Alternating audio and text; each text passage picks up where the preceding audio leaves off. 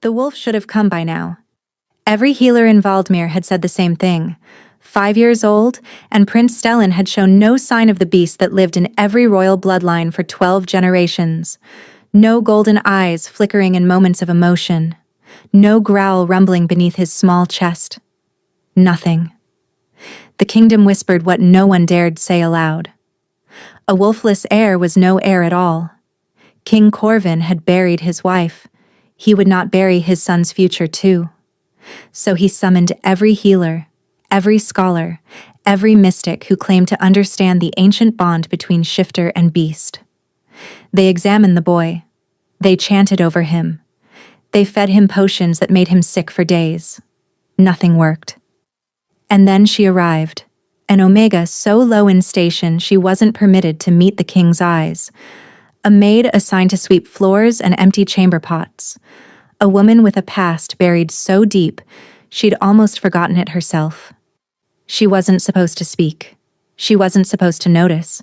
She certainly wasn't supposed to see what 12 royal healers had missed, but she did. And nothing in Valdemir would ever be the same. The great hall of Valdemir had once rung with laughter. That was before the queen died. Before the prince failed to shift. Before hope became something spoken only in whispers. Now the hall held silence and shadows, and a throne occupied by a man who looked like he hadn't slept in months. King Corvin sat rigid, his knuckles white against the armrests. Tall and broad-shouldered, with dark hair silvering at the temples despite his 32 years, he had the look of a man carved from stone and grief. His pale blue eyes fixed on the healer standing before him. "Say that again," Corvin said quietly. The healer, an elderly man named Fennec who had served 3 generations of Valdemir kings, spread his hands helplessly. "Your Majesty, I have exhausted every remedy. The prince's wolf simply is not there." "Not there." Corvin's voice was flat. "My son is 5 years old. The wolf manifests by 3. You're telling me it doesn't exist?" "I cannot find it."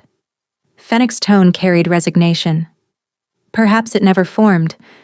Perhaps the trauma of his mother's death during his birth. Do not speak of her." The words cut like a blade. Fennec fell silent. Corvin descended from the throne and stopped inches from the healer. "What happens to a wolfless royal? Speak the law aloud."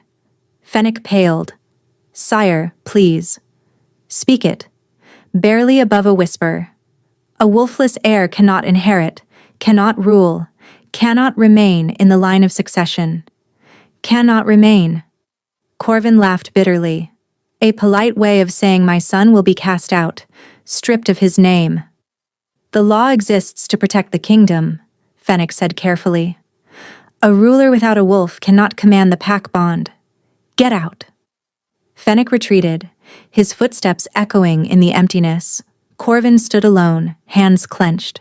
He thought of Lyrian, his late queen, her face peaceful in death even as their son screamed his first breath. She had made him promise one thing: protect him. Whatever happens, protect our son. He was failing her. Below the great hall, in servants' quarters that never saw sunlight, a young woman scrubbed floors that would only be dirty again by nightfall. Her name was Ione, and she had learned long ago that being invisible was the only way to survive. She worked in silence, hands raw from lye soap. The other servants ignored her, an Omega with no family, no pack, and no history worth mentioning. She was barely worth noticing. That was exactly how Ione wanted it. She had almost finished when a door burst open and healer Fennec swept past, muttering. He didn't see her. No one ever did. But Ione heard him clearly. Impossible child. Nothing there. Nothing at all. Unless... He stopped abruptly, shook his head. No. Foolish thought. Ione's hand stilled. Unless what? She told herself to forget it. The prince's condition was none of her concern. She almost succeeded. 3 days later, Ione was reassigned. The head housekeeper delivered the news without ceremony. The nursemaid quit. Couldn't handle the prince's fits. You'll take her place. Ione's stomach dropped. The prince's quarters? Report before dawn. Keep the rooms clean, bring his meals, and stay out of his way. And don't upset him. Ione climbed the winding stairs to the prince's tower as the sun rose, her arms laden with fresh linens. The tower was separate from the main castle, connected by a single covered bridge that groaned beneath her feet. Isolated. Whether to protect the prince or hide him, she wasn't sure. The air grew colder as she climbed, stale, as if no one had opened a window in months. She pushed inside. The room was large but dim, heavy curtains drawn tight against morning light. Dust motes floated in the thin shafts that crept through gaps in the fabric. A fire burned low in the hearth, barely enough to warm the space. The walls were lined with toys that looked untouched. Wooden swords, painted horses, a rocking chair sized for a child. Everything pristine, everything ignored. And in the center of it all, curled in a chair far too big for him, sat a small boy with dark hair and eyes the color of rain. Prince Stellan didn't look up when she entered. He was staring at something in his hands, a wooden wolf, crudely carved, its paint chipping at the edges. His fingers traced the shape of it over and over, a mindless repetition that spoke of loneliness so deep it had become routine. Ione set down the linens quietly. "Good morning, Your Highness." No response. She moved to the curtains and pulled them open. Sunlight flooded the room, golden and warm, and Stellan flinched as if it burned. "I like the dark," he said. His voice was small and hoarse, as if he didn't use it often. "The dark is for sleeping," Ione replied gently. "The light is for living." He looked at her then, really looked, and something strange passed between them. A flicker, like recognition, though they'd never met. "You're new," Stellan said. "I am." "The others leave." He returned his attention to the wooden wolf. "Everyone leaves." The matter-of-fact way he said it made Ione's chest ache. 5 years old, and he'd already learned that people gave up on him. That hope was something other people were allowed to have. She knelt beside his chair, bringing herself to his eye level. Up close, she could see the shadows beneath his eyes, the pallor of his skin. He smelled wrong somehow. Not sick exactly, but muted, as if something vital had been dampened inside him. "I'm not going anywhere, Your Highness." "That's what they all say." "Then I'll prove them wrong." Something shifted in his expression. Not hope. He was too wounded to trust hope, but curiosity. A tiny crack in the wall he'd built around himself. Ione spent the morning cleaning his chambers while Stellan watched from his chair. He didn't speak again, but he didn't turn away either.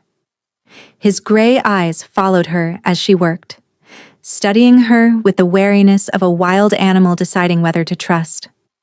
When she brought his breakfast, he ate a few bites, then a few more. More than usual, the kitchen maid told her later. The prince barely touched his food most days. Small victories, Ione thought. Small steps. It was afternoon when Ione noticed it. She was changing his bedsheets when Stellan suddenly clutched his chest, his face contorting in pain. He didn't cry out, just pressed his lips together and squeezed his eyes shut, enduring whatever was happening in silence, as if he'd learned long ago that no one would come if he screamed. Ione dropped the sheets and rushed to him. "Your Highness? What's wrong?" He shook his head, unable to speak. His small body trembled, sweat beading on his forehead. She placed her hand on his back without thinking, trying to comfort him, and that's when she felt it. A pulse. Deep beneath his skin, buried so far down it was almost imperceptible. But it was there, faint, struggling, alive. Ione froze. She knew that sensation. She'd felt it before, long ago, in a life she'd tried to forget. A wolf that had been caged, suppressed, locked away where no one could find it. The healers thought the prince had no wolf. They were wrong. His wolf wasn't missing. It was trapped. Stellan's pain passed. He slumped in his chair, exhausted, his small body still trembling with aftershocks. It happens sometimes, he whispered. The hurting. Father says the healers are trying to help. The medicine they give you, Ione said carefully, keeping her voice steady despite her racing thoughts. Does it make the hurting better or worse? Stellan blinked at her. No one had ever asked him that before. Worse, he admitted quietly. But Father says I have to take it. He says it will bring my wolf. Ione's blood ran cold. The medicine wasn't helping him. It was the very thing keeping his wolf imprisoned. That night, Ione couldn't sleep. She lay in her narrow cot in the servants' quarters, staring at the cracked ceiling, her thoughts spiraling like leaves caught in a storm. The wolf was there, buried deep, suffocated, but alive.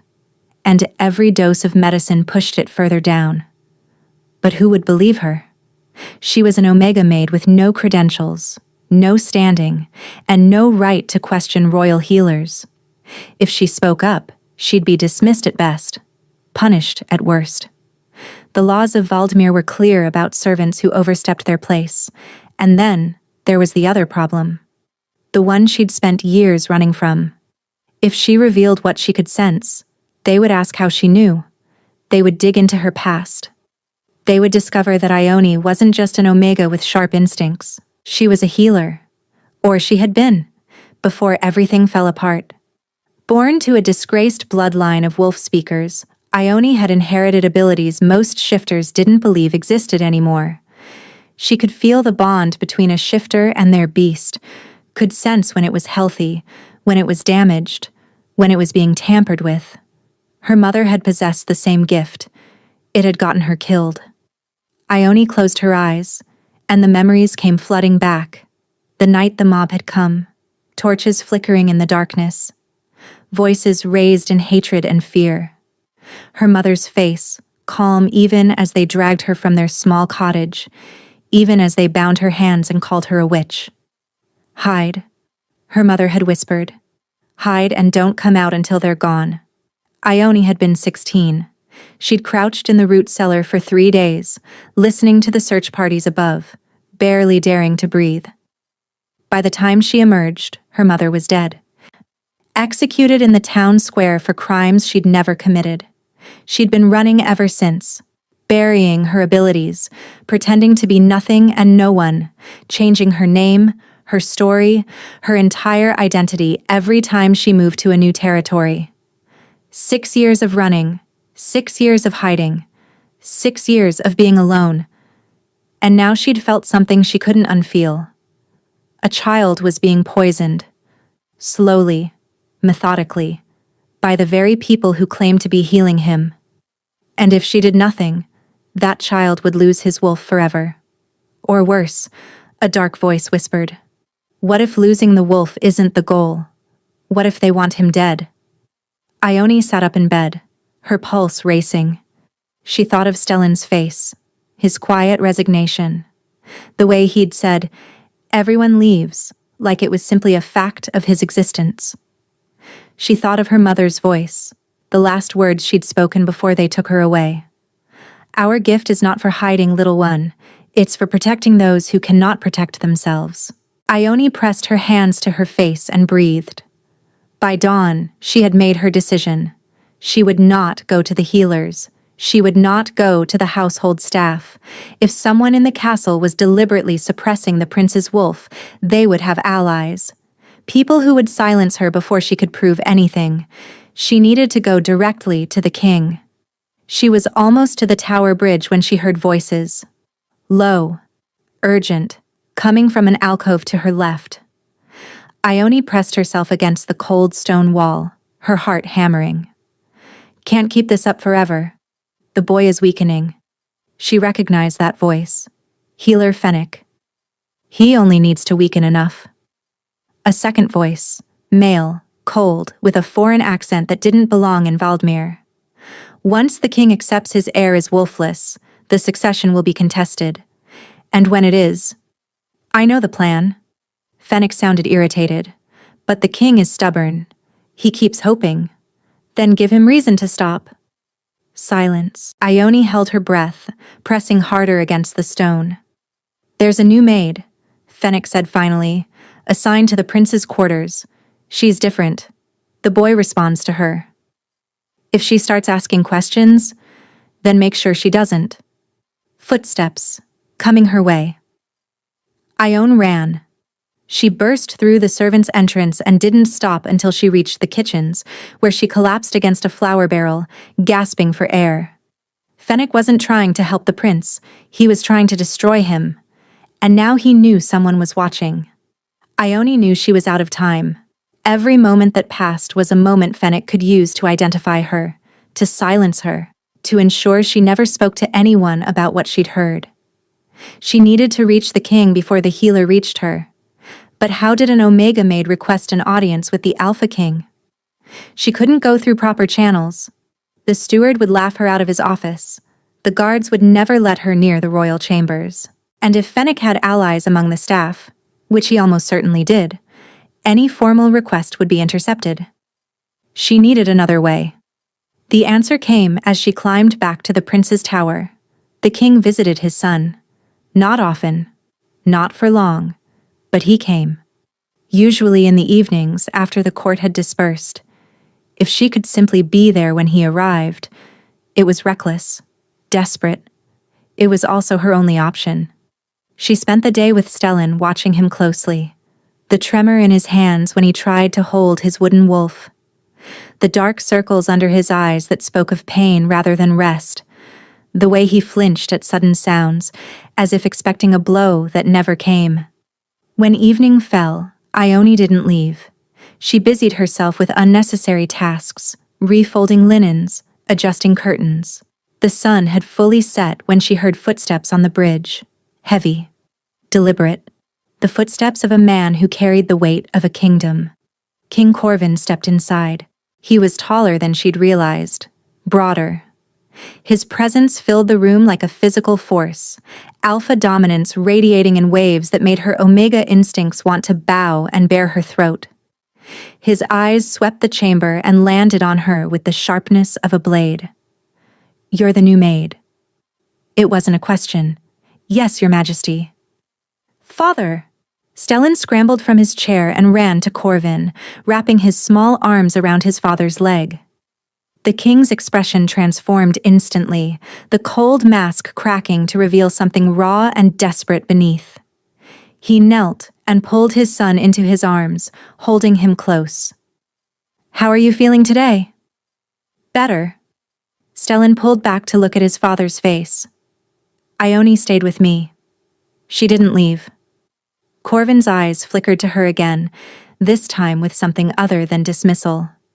Curiosity, perhaps, or surprise. After Stellan had gone to bed, Corvin turned to her. "My son called you his friend. He's never had a friend before. Everyone around him has always wanted something, to curry favor with me, to position themselves for power. But you genuinely care about him." "I do." His voice caught. "I almost lost him. Would have, if you hadn't—" He stopped. "The healers are wrong," Ione said before she could stop herself. The king went very still. "What did you say?" "No taking it back now. Your son has a wolf, Your Majesty. I've felt it. It's not missing. It's being suppressed. The medicine Fennec gives him isn't awakening his wolf. It's caging it." Corvin's eyes flashed gold, his wolf surging to the surface. How would an Omega Maid know something 12 royal healers missed? Ione's throat tightened. "Because I'm not just a maid, I'm a wolf speaker. And someone in your castle is trying to destroy your son." The silence was absolute. Corvin stared at her as if she'd grown a second head. A wolf speaker. The words hung between them, dangerous, impossible, and forbidden. "Wolf speakers are extinct," he said flatly. "The last bloodlines were wiped out decades ago. Most of them were, not all. You're telling me you can sense the bond between a shifter and their wolf?" "Yes. And my son has a wolf that someone deliberately imprisoned." "Yes, Your Majesty." He turned away from her, walked to the window and stood there, his back rigid, his silhouette dark against the moonlit glass. When he spoke again, his voice was hoarse. Do you know what I would give to believe you? To believe my son isn't broken? That there's still hope? Then believe me, I can't. He spun around, and Ione saw the anguish carved into his features. I can't afford to believe in miracles that don't exist. I buried my wife believing the healers could save her. They couldn't. And now I'm watching my son fade while those same healers tell me there's nothing to be done. Fennec isn't trying to save him. Ione stepped forward, urgency overcoming her fear. I overheard him this morning speaking with someone, a man with a foreign accent. They talked about weakening the prince so the succession could be contested. Corvin's expression shifted. The grief hardened into something sharper, more dangerous. You're accusing my chief healer of treason. I'm telling you what I heard. Prove it, he said. You say you can sense the bond. Prove it. Right now. He extended his hand toward her. An invitation. A challenge. Ione understood what he was asking. To feel someone's wolf was to see into their soul. It was intimate in ways that had no words. She reached out and placed her palm against his. The sensation hit her like a wave crashing against rocks. His wolf was massive, ancient and powerful, a creature of ice and fury barely contained beneath his skin. She could feel its strength, its dominance, the raw alpha power that made lesser wolves cower and submit. But beneath the strength, she felt something else. Cracks, fractures, places where grief had torn through the bond and left scars that hadn't healed. She felt his love for his son, desperate, all-consuming and terrifying in its intensity. The kind of love that would burn kingdoms to ash if it meant keeping one small boy safe. She felt his love for his dead wife, a wound that still bled, that would always bleed. 5 years, and he still reached for her in his sleep. Still turned to share something with her before remembering she was gone. And she felt his loneliness, the crushing, unbearable weight of being a king who couldn't show weakness, a father who couldn't save his child, a man who had forgotten what it felt like to be touched without agenda. Tears slipped down Ione's cheeks before she could stop them. Your Majesty, she breathed, your wolf is beautiful, but it's so sad. It's been mourning for 5 years and it doesn't know how to stop. Corvin jerked his hand back as if she'd burned him. He stared at her with wide eyes, his chest heaving. For a long moment, he didn't speak. Couldn't speak. How did you... He stopped, swallowed hard. No one knows that. I've never told anyone. I didn't need you to tell me. Ione wiped her eyes with the back of her hand. That's what wolf speakers do. We feel what words can't say. The king stood frozen, processing something he'd believed was impossible. Then, slowly, his expression changed. The suspicion didn't vanish entirely, but something else crept in alongside it. Something that looked almost like hope. My son, he said roughly. You felt something in my son? His wolf is young, but it's strong. Stronger than it should be after years of suppression. It's been fighting the medicine with everything it has. Ione met his eyes.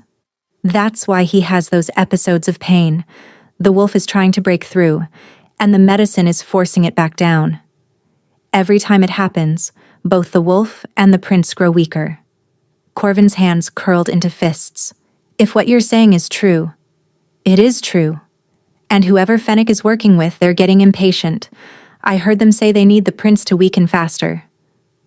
Then I'll have him arrested tonight. Wait. Ione caught his arm without thinking. They both froze at the contact. The spark of connection, Alpha and Omega, king and servant, crackled between them. She released him quickly. Forgive me, Your Majesty, but if you arrest Fennec now, his accomplice will disappear. You'll never know who else is involved. How deep this goes. You want me to let the man poisoning my son walk free? I want you to let me help you catch everyone responsible. Stop the medication tomorrow. Tell Fennec you want to try a different approach. Watch who panics. Watch who reaches out to their allies. She held his gaze. And let me work with the prince. Let me try to coax his wolf back to the surface. You can do that? I can try. The war played out behind his eyes. Trust versus suspicion, hope versus fear. What's your name? Ione, Your Majesty. Ione. He said it slowly, as if testing how it felt. If you're deceiving me, I will have you executed. Do you understand? I understand. A long pause, then something in his posture shifted. Not softer exactly, but less guarded. You'll move to chambers adjacent to my son's. You'll report directly to me, no one else. Relief flooded through her. Thank you, Your Majesty. He turned to leave, then stopped at the door. Ione, don't make me regret this. 3 weeks changed everything. Without the medicine, Prince Stellan began to transform. Color returned to his cheeks. His appetite increased.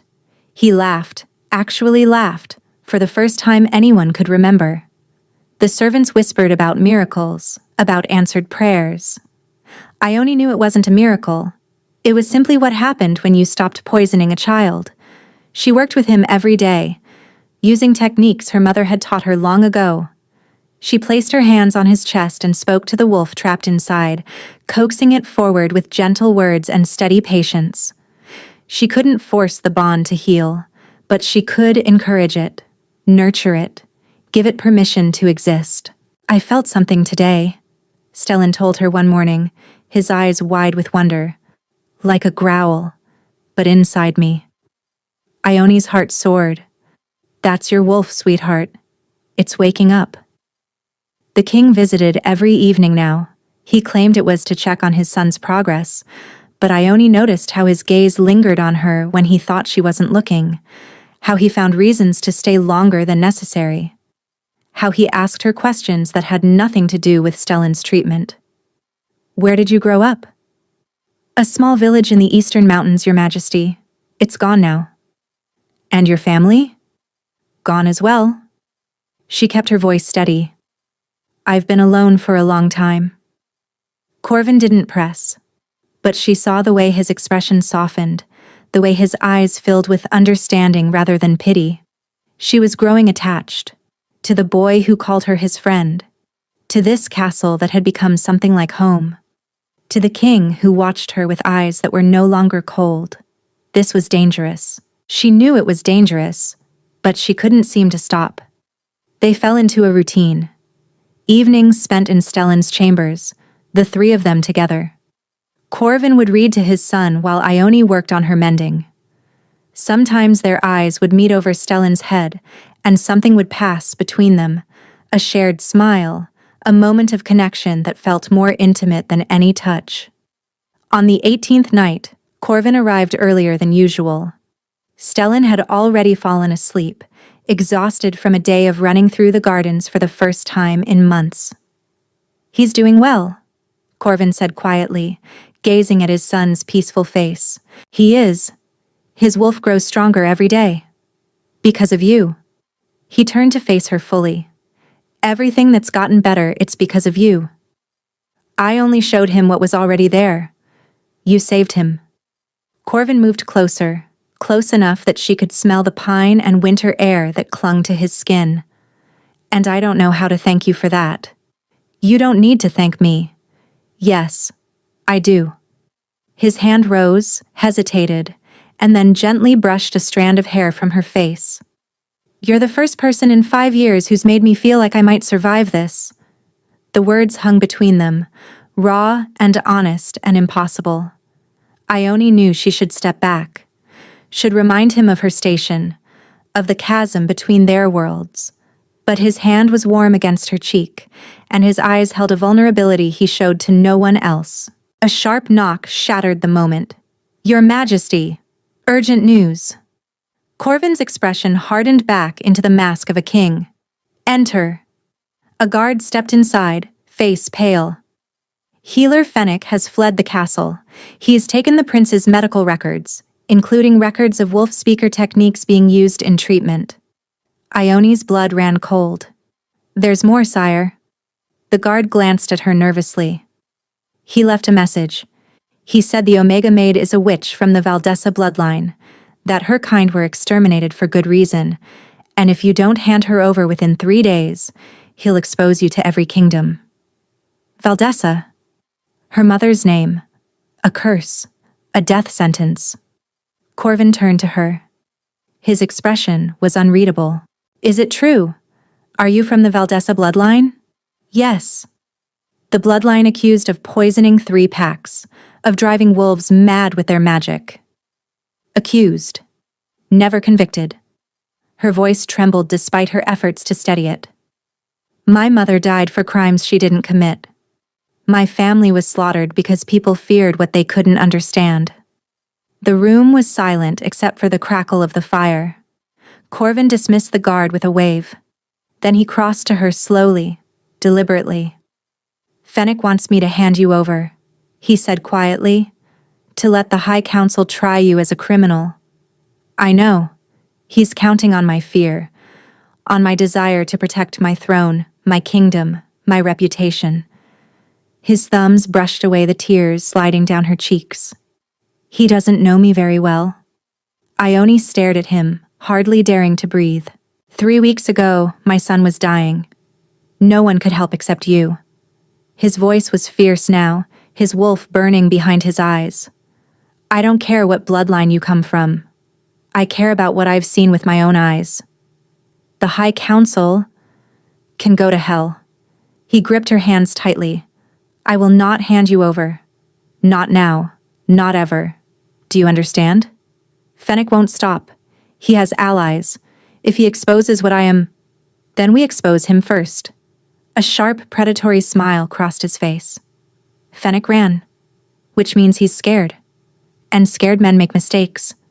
We find him, and we end this. Behind them, a small voice spoke from the bed. Father? They both turned. Stellan was sitting up, his eyes wide and glowing gold. Father. The boy's voice trembled with wonder and fear. Something's happening, I feel... He doubled over with a cry of pain. Ione rushed to him, Corvin right behind her. She placed her hands on Stellan's chest and reached for his wolf. It surged up to meet her, massive, powerful. Finally free. It's happening, she breathed. He's shifting.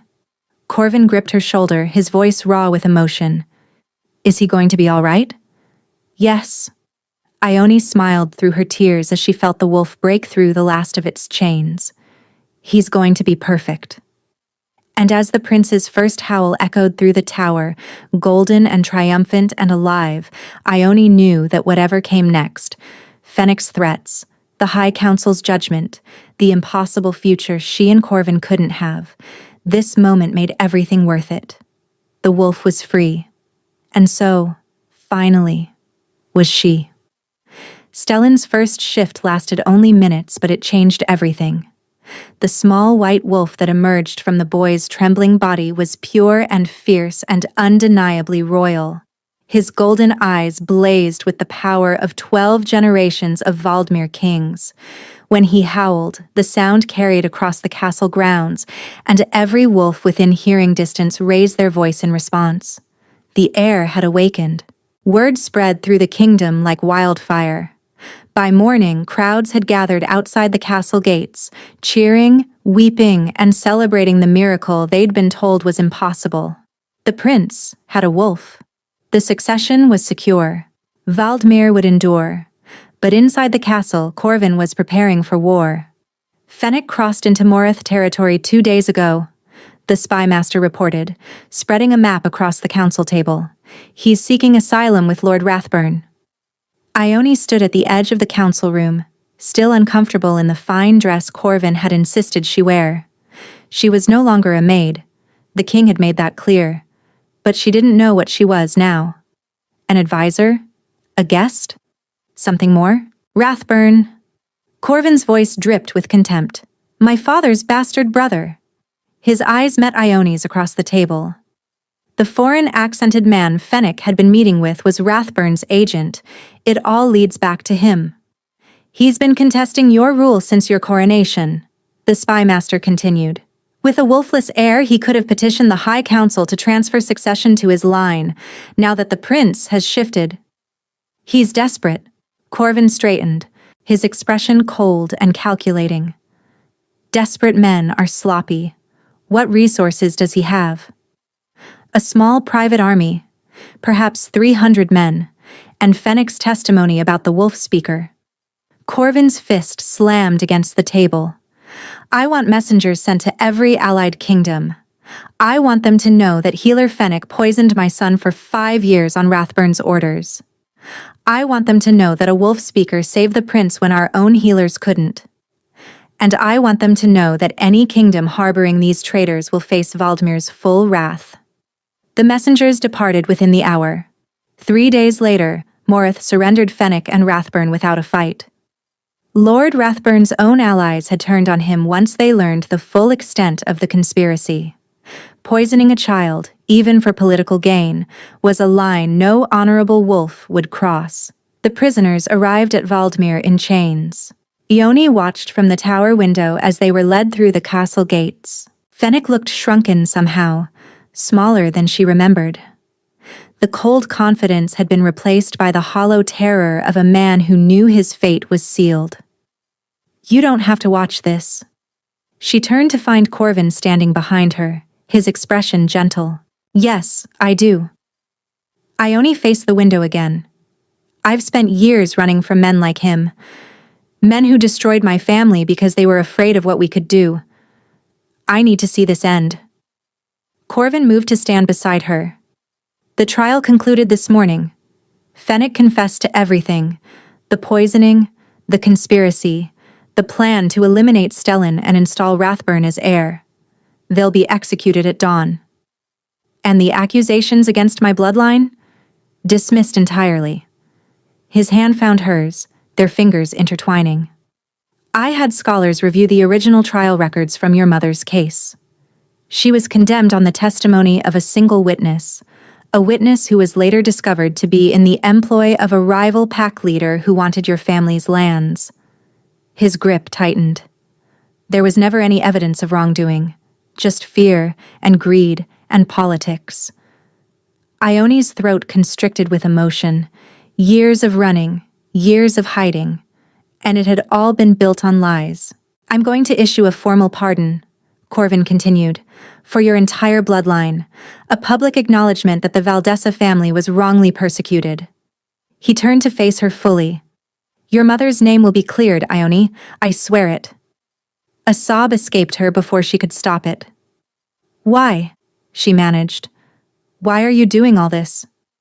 Corvin cupped her face in his hands, tilting it up so she had no choice but to meet his eyes.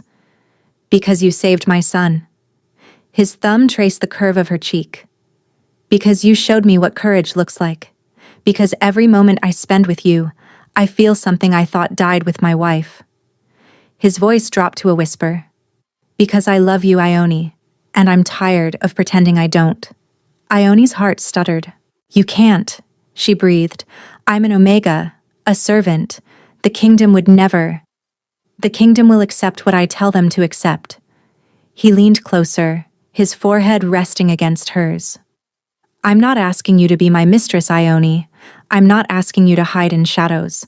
I'm asking you to be my queen, my mate, the mother of any children we might have together. Corvin, say yes.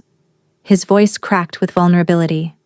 Please, I've been alone for so long. I've been so cold. And you make me feel warm again. You make me feel alive. Ione thought of everything she'd survived. The mob that killed her mother. The years of hiding. The loneliness that had become so familiar she'd forgotten what connection felt like. And she thought of Stellan, who called her his friend. Of Corvin, who looked at her like she was something precious. Of the future stretching before her, no longer empty and terrifying, but full of possibility. Yes, she whispered. Corvin kissed her. It was gentle at first, tentative, as if he was afraid she might disappear. But when she melted into him, her hands gripping his shoulders, something shifted. The kiss deepened. His arms wrapped around her, pulling her close. The mate bond snapped into place like a key turning in a lock. Ione gasped against his mouth. She felt him. felt everything. His love, his fear, his desperate hope, his fierce protectiveness. And she knew he felt her too. Every scar, every wound, every guarded piece of her heart now laid bare before him. Mine, Corvin growled against her lips. My mate, my queen, mine. Yours, Ione breathed back. Always. 1 year later.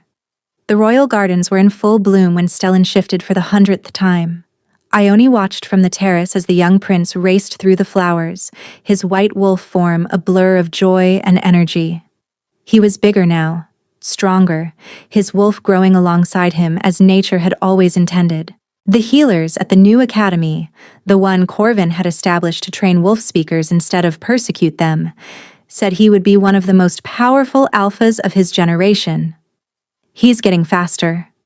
Ione smiled as Corvin's arms wrapped around her from behind, his hands settling over the swell of her belly. He's been practicing, she said. He wants to be able to keep up with his sister when she's old enough to shift. Sister. Corvin pressed a kiss to her temple. You're still certain it's a girl? I can feel her wolf already. Ione leaned back into his warmth. She's going to be fierce, just like her father. And stubborn, like her mother. Ione laughed, turning in his arms to face him. Even after a year of marriage, the sight of him still made her breath catch. He smiled more now. The shadows that had haunted his eyes were gone, replaced by something bright and hopeful. The delegation from Morith arrives tomorrow, he said. They want to discuss opening an academy branch in their territory. Good. Wolf speakers shouldn't have to hide anymore. No one should have to hide what they are. Corvin's expression softened. No, they shouldn't. He kissed her, slow and deep, the mate bond humming between them like a song that never ended. When they finally pulled apart, Stellan was bounding toward them, his wolf tongue lolling in a grin. Mother. Father. Did you see how fast I was? Mother. The word still made Ione's heart ache with joy. She'd been terrified when Stellan first called her that. Terrified of overstepping, of replacing the woman who'd died bringing him into the world.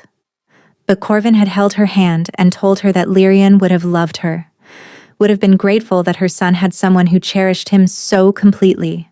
You were magnificent, Ione told him, kneeling to ruffle the fur between his ears.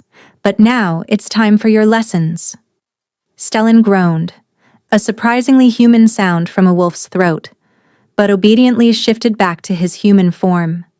A servant appeared with a robe, and the prince wrapped himself in it with practiced ease. Can we practice again tomorrow? He asked hopefully. I want to race you, father. Tomorrow, Corvin agreed, ruffling his son's dark hair. Now go, your tutor is waiting. Stellan bounded off toward the castle, all energy and enthusiasm, so different from the hollow-eyed boy Ione had met a year ago. She watched him go, her hand drifting once more to her belly. What are you thinking? Corvin asked quietly. I'm thinking about how much has changed. A year ago, I was scrubbing floors and praying no one would discover what I was. Now I'm Queen of Valdmir, carrying the king's child, watching the prince I helped save run through gardens that feel like home. And? He tilted her chin up, searching her eyes. Is it everything you hoped? She thought about her mother, who would never see this moment but whose name had been cleared at last. She thought about the academy, where young wolf speakers trained openly, their gifts celebrated instead of feared. She thought about Stellan's laugh and Corvin's smile, and the daughter growing inside her, already strong, already loved. It's more, she said softly. It's so much more. Corvin pulled her close and Ione breathed him in, pine and winter air and home. She had spent so long believing she didn't deserve happiness, that her bloodline was a curse, that her gifts were something to be ashamed of, that love was something other people got to have. She'd been wrong. And standing here, in the arms of her mate, with their family growing and their kingdom thriving and their future stretching bright and endless before them, Ione finally understood what her mother had tried to tell her all those years ago. Their gift was not for hiding, it was for protecting those who could not protect themselves, and she would spend the rest of her life doing exactly that. The wolf should have come by now. Every healer in Valdemir had said the same thing. 5 years old, and Prince Stellan had shown no sign of the beast that lived in every royal bloodline for 12 generations. The kingdom whispered what no one dared say aloud. A wolfless heir was no heir at all. But then she arrived. An Omega Maid who wasn't supposed to speak, wasn't supposed to notice, wasn't supposed to see what 12 royal healers had missed. But she did. And nothing in Valdemir would ever be the same. Thank you for listening to this story. If you enjoyed it, please leave a comment below and let me know what you thought. Your feedback means more than you know.